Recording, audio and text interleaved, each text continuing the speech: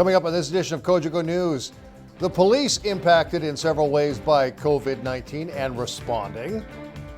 Bad news for the Royal Canadian Legion because it's going to be closed for who knows how long, and more first responders saluting hospital workers.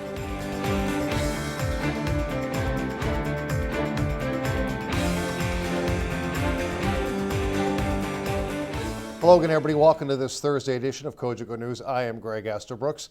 Well, the North Bay Parry Sound District Health Unit released some more statistics on this Thursday. 19 tests for COVID-19 have all come back negative, leaving the number of positives in their catchment area at 6. 5 in the Nipissing District, 1 in the Parry Sound District. 3 have been cleared, but 1 of the patients who tested positive is currently hospitalized. The other 2 are self-isolating. And of course, COVID-19 impacting everywhere and rapidly changing the way police do business and what they are looking for when on patrol. That also includes people not abiding by travel laws. We want to go by education. We want everybody to understand these rules in the short term. This will disappear when this is gone, but in the meantime, we have to stop the spread. So, people coming back from overseas, it's a mandatory 14-day isolation period, and they could be charged if they don't adhere to that. We want to educate them first, but if they're not going to listen, we can take enforcement. It's a charge under the Emergency Management and Civil Protection Act. These are put in exigent times, obviously, and it also allows our officers to arrest people if they're not abiding by these rules. Meanwhile, there have been some changes into what police wear for protection when out in the field due to COVID-19, and we get a bit of a demonstration now from Constable Steve Trahan. There was some good fortune that the department did some research, and we found a respiratory mask for be part of our PPE. Kit is also to combat with the drug issues, as well as it slid in that with the COVID, this respiratory mask is actually the go-to equipment. So we assembled this kit together. Every member has it, as well as our special constables are outfitted with this equipment. Any external people that are working out in the public that's working underneath the umbrella of the North Bay Police Service, it has been fit tested and been given some appropriate training and equipment. Currently, we have certain platoons with more because they go to different calls and they're exposed to different incidents. So certain platoons has been using their PPE kit bag here, and they've been using their respiratory more than other platoons. So I've been outfitting face shields with our DRE officers, drug recognition officers, certain officers that are doing tests on the side of the road for impairment. So now they're going to have to go with the face shields because they're really close with the people, right? So things are constantly changing. First responders saluting healthcare workers in a very public way, and it's a very nice thing to see.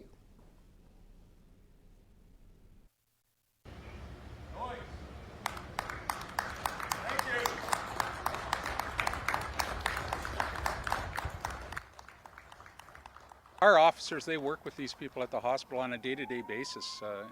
It's not unusual to see a police car there. And just to show the respect that we have for them, they have a huge responsibility. They're setting things up the best that they can under these circumstances. And our officers, this was led by Platoon 4 at our office, and they just wanted to show their respect for what they've been doing for us and anticipated in the near future. So they did do this drive-by and a salute just to let them know that we support them and we care about them.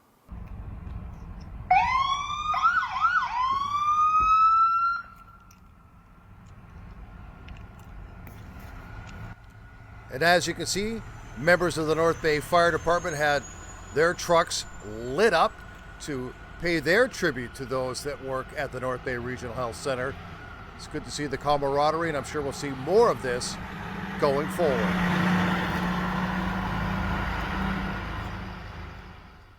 Speaking of camaraderie, or sadly the lack of it, Canadian legions from coast to coast are being hit very hard financially during the coronavirus pandemic. Closed to veterans and the public, over 1,300 branches are treading water, eagerly waiting for the virus pandemic to pass. More from Clark Heipel. Legions are a place of solitude for public and veterans, and that's the whole idea of the Legion, is to get veterans out and socialize. So now, being that public is encouraged to stay at home, it kind of goes against what the Legion does. Absolutely, it's a very challenging time. Patty Burton, who's our Veteran Service Officer, she's reaching out by telephone and by mail and by email for some to all our veterans. We have 125 veterans registered with our branch. Now, with each Legion event is an opportunity to fundraise, and it's no secret that Legions coast to coast are struggling financially with membership and fundraising in general. How are you able to stay afloat right now with no money coming in through events? Yeah, right now we're generating zero income, which is difficult. We do have a little bit of money in the bank, so we're going to be okay for now. Provincial Command has provided us with a list of places that we can reach out to for support. We're hoping that Provincial or Dominion Command from the Legion will step up and support all the branches. Now, the bottle collection service for the beer store is closed as well, and hundreds of thousands of bottles was collected in a short span, just about a year. So that's another source of revenue that isn't happening right now.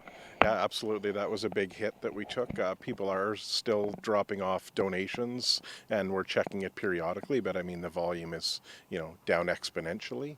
The part we look forward to is when this is all over, we're going to probably have to open 5 days a week, and we're going to get a real good onslaught of bottles.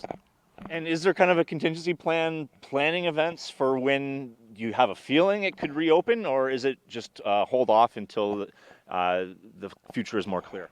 We're just going to follow the direction of the government. Right now we're doing 2 weeks at a time. We had a general and executive meeting scheduled for this week. Obviously, we've canceled that.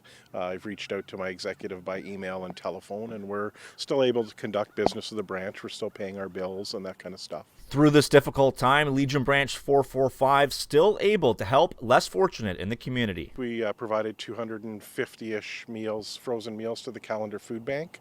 We do have some left in the freezer here that we're holding back for veterans or members of our branch that might be in need. So anybody in the Calendar, East Ferris, Bonfield area, if you need to reach out, go on our Facebook page is probably the best place right now to contact us, and we'll certainly do everything we can to help. Ontario's government knows it has to up the ante in the COVID-19 fight. The province isn't testing as much as other provinces at this point when per capita stats are factored in. Ontario's Economic Development and Trade Minister, Nipissing MPP Vic Fideli joins me via Skype to talk about government action underway to up testing numbers. We have the Ontario Together, which is a website where you can go on and talk about how you can make personal protection equipment. You can make ventilators, that type of thing. Yesterday, I was in Toronto with the Premier to announce a $50 million fund to support small and medium-sized businesses who can retool to do things, to make things that we need for COVID-19. And that fund is available right across Ontario, including here in the north. There's been a lot of talk about testing numbers in Ontario and how they need to go up. Do you have any connection with trying to get more equipment, more swabs, things along those lines to help the testing numbers get to a level that the other provinces are? Yes, we are working with one company on a large bulk order of test kits, a different type of test kit. Regardless of that order, we expect testing to reach about 20,000 per day by mid-April. And finally, I wanted to ask you this question. The carbon tax kicked in yesterday. I know how you feel about the carbon tax. Did you think the timing was inappropriate?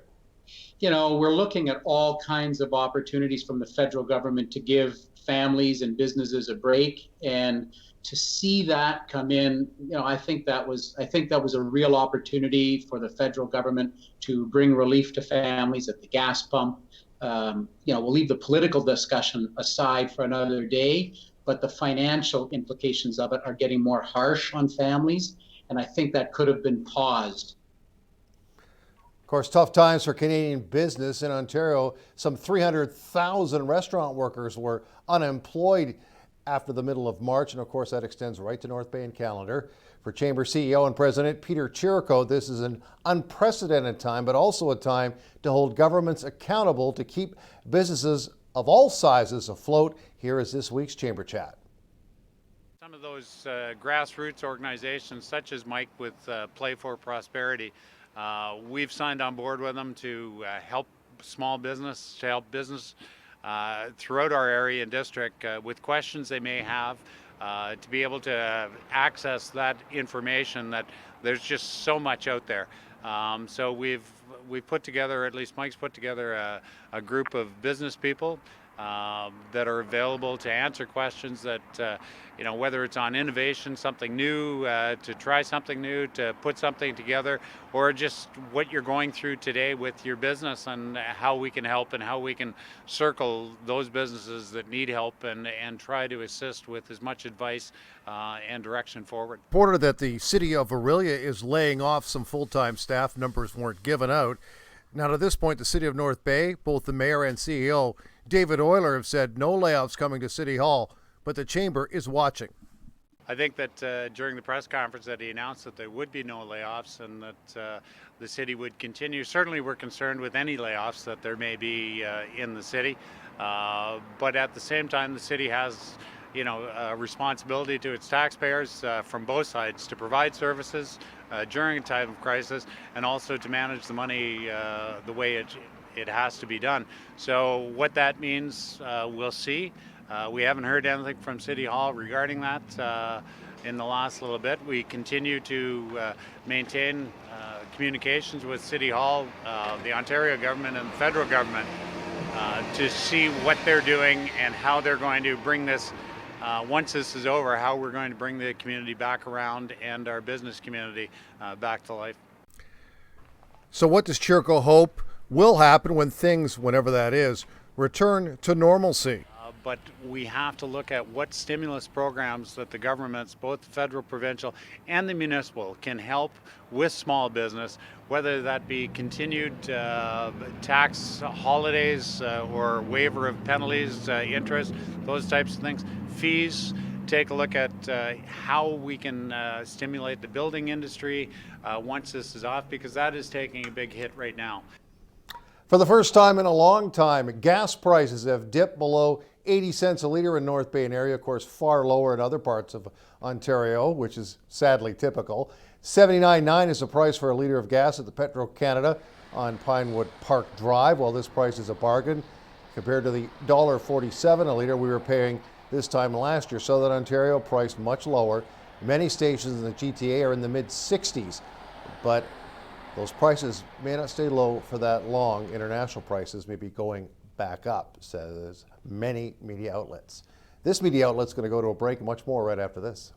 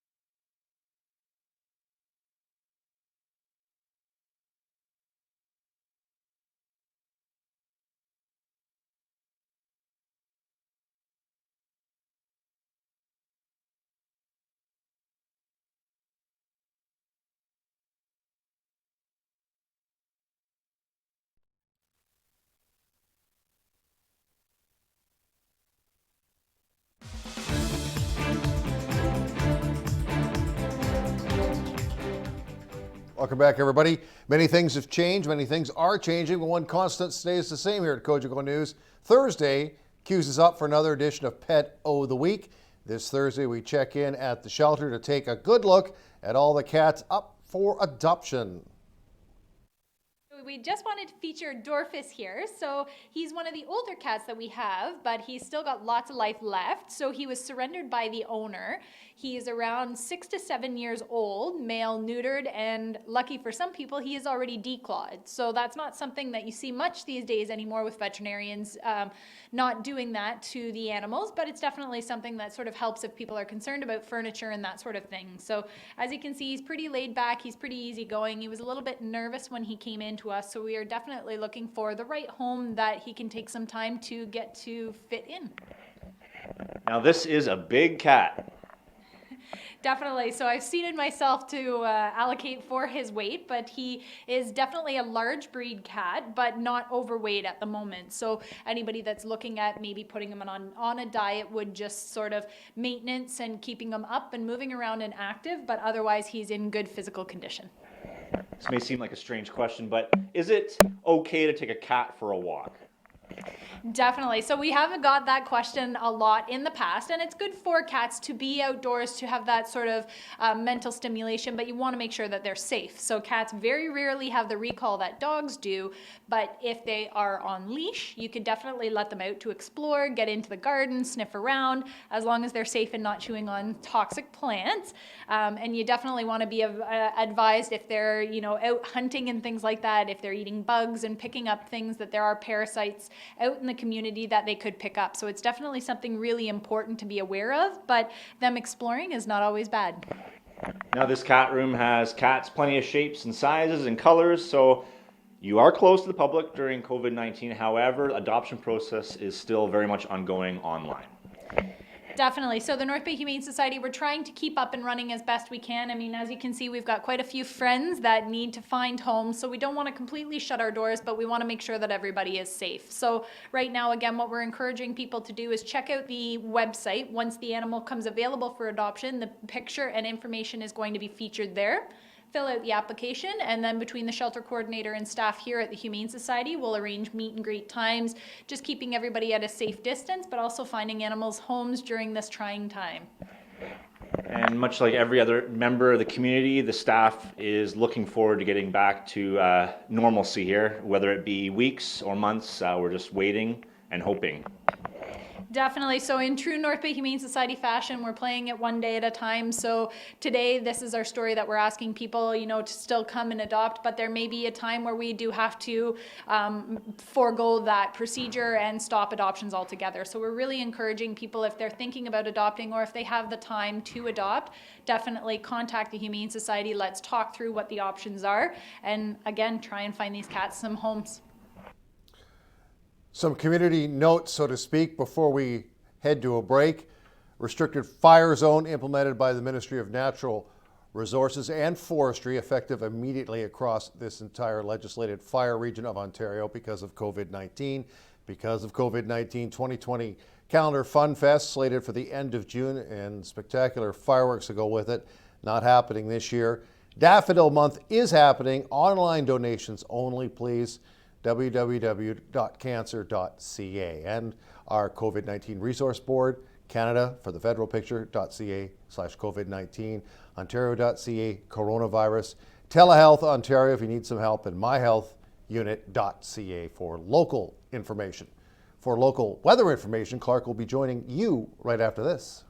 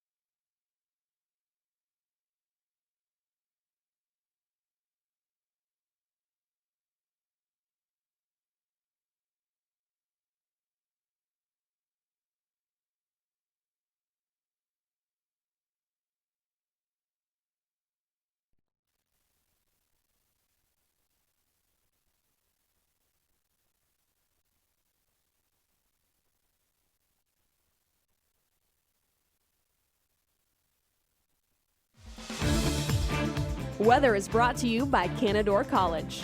Great things happen here.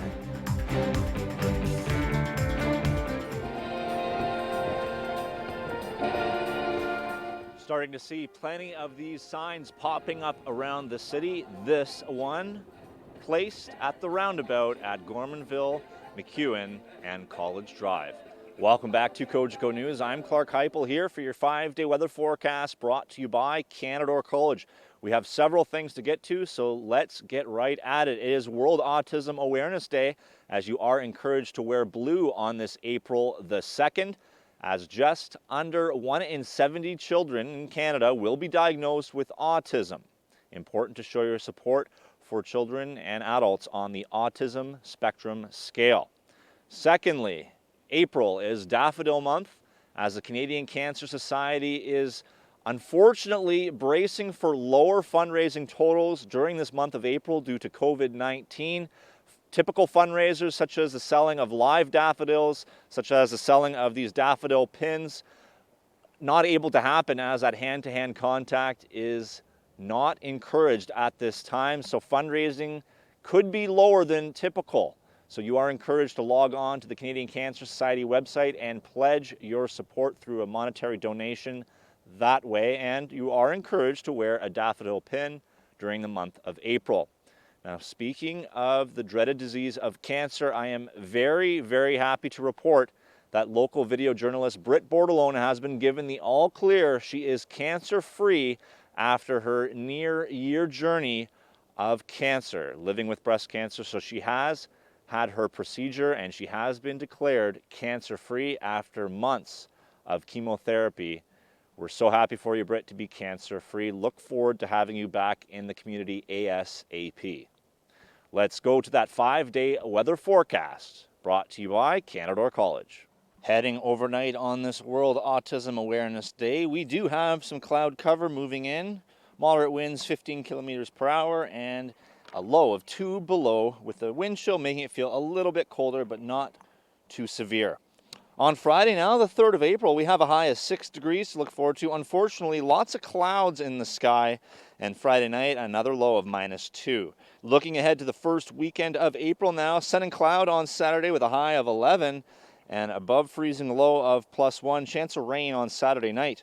On Sunday now, that precipitation chance continues with a high of 8 degrees above freezing, a low of the freezing mark. And Monday, looking at the new work week, a warm high of 11 with sun and cloud and a low of 4.